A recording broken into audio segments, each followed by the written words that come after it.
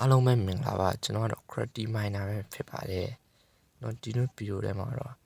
Spider Man series ကိုဆော်ပြသွားမှာဖြစ်ပါတယ်เนาะအခုဆော်မယ့် Spider series ကတော့เนาะ version 1.11 မှာဖြစ်ပါတယ်1.11 မှာလို့ဆိုတော့ကျွန်တော်အခုဆော်တဲ့ဖုန်းကတိတ်ပြီးတော့မကောင်းဘူးเนาะအဲဒါကြောင့်1.11ကိုပဲရွေးချယ်လိုက်ခြင်းဖြစ်ပါတယ်အားလုံးပဲတူတူဆော်လိုက်ကြရအောင် let's goတော့ပထမဆုံးနေ့မှာတော့ကျွန်တော်ဘာလုပ်မလဲဆိုတော့ခုံချလိုက်ပါတယ်တပည့်မောခုံချပြီးတော့တစ်ခုံမယ်တပည့်ကိုကျွန်တော်အရင်ဆုံးစားပြီးတော့လက်တီနဲ့ထိုးပါတယ်ပထမဆုံးနေ့မှာဒါကျွန်တော်ပထမဆုံးလုပ်ပါခင်ဗျာတပည့်လက်တီနဲ့ထိုးတယ်โอเค9တုံးလောက်တော့ယူရမယ်ဒီတပည့်9တုံးရှိတာမသိဘူးโอเคနောက်တစ်တုံး next oneโอเค5တော့ရပြီโอเคတော့ဟိုဒီညလေးမစိုးပဲเนาะအရင်ဆုံး stone 2တောင်းဖို့အတွက်ကျွန်တော်ဒီနားမှာ stone နေမိုင်းအောင်မယ်โอเค stone မိုင်းဖို့အတွက်ကတော့เนาะ crafting table ရန်လုံးမယ်ပြင်တုတ်ချောင်းကြီးရှစ်ချောင်းလောက်ယူလိုက်မယ်ညာယူပြီးတော့အဲ table ချမယ်picker လေး wooden picker ဆိုစင်တည်းအားเนาะstone လေးမိုင်းလိုက်ပါအောင် stone မိုင်းပြီเนาะအလုံးနဲ့တင်တွေ့မယ် okay เนาะ stone မိုင်းပြီးသွားပြီဆိုတော့ကျွန်တော်ရဲ့ stone 2တွေအရင်ဆုံးကြောင်းမယ်စိန်ရဲ့ဓာတ်ရဲ့picker တွေပေါ့เนาะပြီးတော့ fan လေးပါတစ်ခါတည်းဒီလုပ်လိုက်မယ် okay အဲ့ဒါရပြီဆိုတော့ကျွန်တော်တို့ဒီတော့အသားတွေရှာမယ်ဟုတ်တယ်မလားစားတာလုံလောက်ရမယ်စားတာအတွက်ကျွန်တော်အသားတွေရှာမယ်အသားတွေကမှလည်းဟိုမှာချက်လေးတော့ရှင်နေအောင်ဒီလိုချီတော့ဟိုမှာလာပါကန်ကြီးအောင်ရေလေးလည်းရှိတယ်ခေဒီညာလေးကအင်းဆောက်လို့တော့စိုးမယ်တော့မထင်ဘူးကြာဟိုဒီမှာလေးကြီးရမိုက်တယ်တဲ့ဟိုမှာနှင်းတောင်ကြီးဟို nice အဲ့နှင်းတောင်ကြီးမှာတော့အရန်နေချင်တယ်နှင်းတောင်မှာတော့မဟုတ်နှင်းတောင်အောက်ခြေလေးမှာနေပဲဗောဗျာတော့ကျွန်တော်ဒီနေရာမှာခဏလောက်စကန်ချလိုက်အောင်ပြီးရင်တော့အသားတွေလိုက်စုမယ် okay yeah funny crafting table okay crafting table ချပြီးသွားရယ် okay ပစိနဲ့အသားတွေလိုက်ခုံးမယ် let's go ရော့နွားသားပေး okay နွားတော့ကောင်းတော့ရပြီ okay ဟိုမှာokay ဝါလာလေးဘယ်သေးတာဝက်ကရော့မဝါတော့ကောင်းရပြီဒီ red flower လေးတွေတော့ကျွန်တော်ကြိုက်တယ်ကြာ red flower လေးတွေယူရမယ်ဘာလို့လဲဆိုကျွန်တော်အိယာလုပ်တဲ့ခါကျရင်တိုးမိုးတွေကိုအဲ့ဒါနဲ့အယောင်ဆိုးမယ်လေဆိုးပြီးတော့တော့အိယာအနီအောင်လေးကြိုက်တယ် red bag လေး micro version ဆောက်ပေါ်တဲ့ red bag လေးတွေအဲ့ဘာ red bag လေးပဲကျွန်တော်ကြိုက်တယ်ကျွန်တော်အိယာအယောင်လေးတော့တိတ်မကြိုက်ဘူးโอเคဒီညလေးကတော့အရင်မိုက်တယ်ကြာအရင်လေးလှတယ်အဲကြောင့်ကျွန်တော်ဒီညမှာအိမ်ဆောက်ဖို့ရွေးချယ်လိုက်ပြီโอเคအဲ့တော့ကျွန်တော်အိမ်ဆောက်ဖို့ရွေးချယ်လိုက်လို့ဆိုတော့ဒီနေ့မှာနေအသားလေးတွေတော့နည်းနည်းလေးတော့ဆူလာမနေ့တစ်ဝက်ရောက်နေပြီအိမ်ဆောက်ဖို့လောက်ရမယ်ထင်တယ်နေအောင်ဒီဘခလေးနွားလေးတက်လာအောင်နွားလေးလာပေါင်းမိုးချုပ်တော့မှာကွာနင်းတွေပါမင်းရတယ်ထွက်တည်နော်ဟာဘယ်ဒီထွက်တည်နော်โอเคနောက်ဆုံးတော့မိပြီရပြီဟိုမှာလာပါတယ်မကိုတူပလော့တော့ရှိတယ်အဲကိုနှစ်ခုယူရမယ်နော်တားကင်ဖို့အတွက်ထဲလဲထွက်ကြနေအောင်မယ်ဘေးကနေကြည့်မှရမယ် okay next one okay let's go အဲ့တော့နော်အင်းဆောက်ဖို့အတွက်နော်ခုံမယ်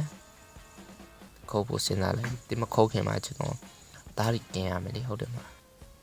ဒါးရီกินရမယ်နင်းတို့ကတော့ပထမဆုံးနေ့မှာဘာတွေလုပ်လဲတော့ကျွန်တော်ကတော့ပထမဆုံးနေ့မှာတော့ကျွန်တော်လုံးချင်ရတော့ရှောက်လုံးလာတယ် closet တော့ခုတ်လိုက်အောင်မဗျာတသားလေးတွေခုံမယ် okay ဒီပင်နည်းနည်း one step လောက်တော့လုပ်မယ်တင်တယ်လောက်လုံးမလဲတော့မသိဘူးကျွန်တော်ဒါပေမဲ့ညလေးလောက်လိုက်အောင်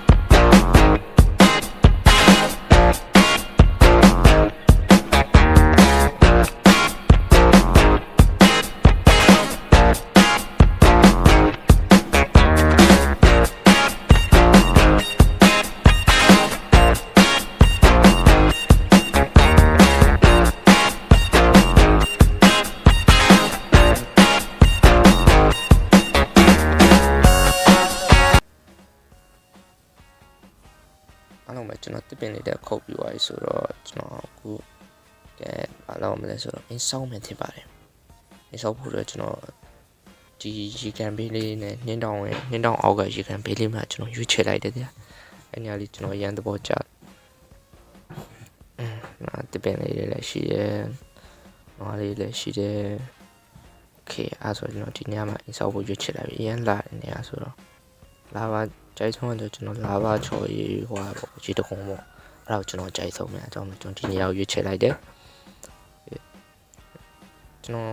အလုံးဆောင်မှာတော့ကျွန်တော်ရိုးရှင်းရှင်းနေပဲ4000ပုံစံနေပါအားလုံးကသူစောက်လိုက်အောင်အဲ့တော့ဒီနှစ်3 okay 3 block သူချပင်ကြားထဲမှာ5 block ချတယ်5 block ချပြီးတော့ okay ရပြီအဲ့မှာ3 block ထပ်ဆင်းတယ် okay ကျန်မှာ5 block ထပ်ချမယ်ဒီနှစ်3 5 okay 6ဆိုတဲ့နေရာရောက် okay နောက်ထပ်3 block ထပ်ချမယ်3 block ချပြီးတော့ဒီဘက်မှာ5 block ချပြီးပေါ်မှာထပ်ပြီးတော့3စင်ဆင်းမယ် okay 3စင်ဆင်းပြီးတော့တုံးနေညာကြီးခွဲလိုက်မယ်တုံးနေညာကြီးခွဲရမယ်အမှလည်းလည်းလုံလောက်ပါအမိုးပါဆိုတော့တသားတော့လုံလောက်ပါနဲ့နောက်တစ်ခါတော့ခုတ်ရမလို့တော့ထင်တယ်တသားလေးနဲ့ okay ပြီးမှလိုက်ပက်လေးကားလိုက်မယ်တော့မိုးချုပ်တော့မှဆိုတော့အញ្ញံဆောက်မှရမယ်ထင်တယ်တော့ရ zombie တွေ spawn လာတော့မှအေးရလည်းရှိကြမှာမဟုတ်ဘူးဒီညကိုဘလို့တော့ကြောက်ချာကျွန်တော်ဟာမော့ထည့်ထားတာဆို zombie တွေ skeleton တွေက damage ကျန်နေတယ်တဲ့ပုံမှန်ကဘာထက်ကျွန်တော်လည်းနည်းနည်းအိမ်ဆောက်မှရမယ် okay အိမ်ဆောက်ပြီးသွားပြီဆို okay ကျွန်တော်တစီတွေတွားယူအောင်မယ်အိုးထွက်ချသွားပြီအိုးမထီတော့နည်းနည်းထွက်မယ်ဒါဆိုမကြီးလာတော့မယ်ဒီဘက်မှာဖောင်းမယ်ဟောဒီဘက်လားမဟုတ်ဘူးဒီဘက်လားနှင်းတောင်ဒီဘက်မှာ okay အဲ့ဘက်မှာဆောင်းမယ်ဖောက်လိုက်မယ်ဖောက်ပြီးတော့မိုးချိုးတော့မှဆိုတော့နည်းနည်းတီးသွားယူ run တေးတာဒါ okay စီကြပြီစီအကုန်ယူပြီးတာနဲ့အကုန်လင့်မယ်ဒါကြကျွန်တော်ရဲ့ enemy zombie ပေါင်းနေကျွန်တော်ကိုက်စားပါလိမ့်မယ်တော့ပထမဆုံးနေမှာမသိချင်းဘူးအကြောင်းလို့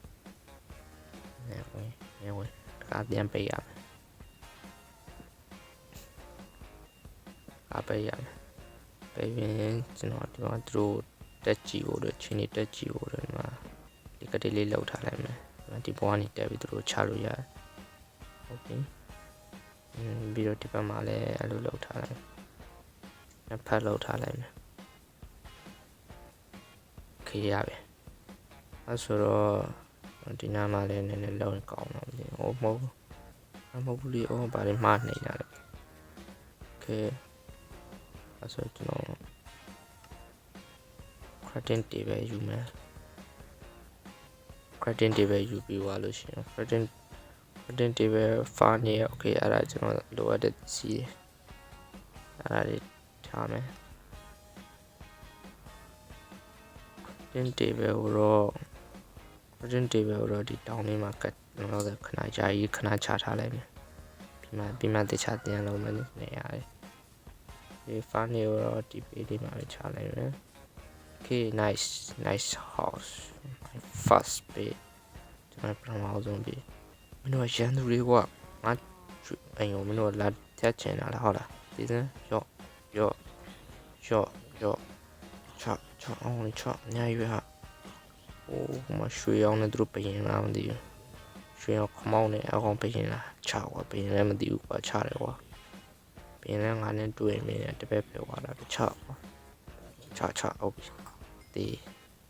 အဲ့ဒါပဲပြင်ဆိုတာအဲ့ဒါပဲခေဟိုမှာဒီအောက်ကကောင်းရောတက်လာခင်ဖြစ်တော့တကားလုံးမှာရ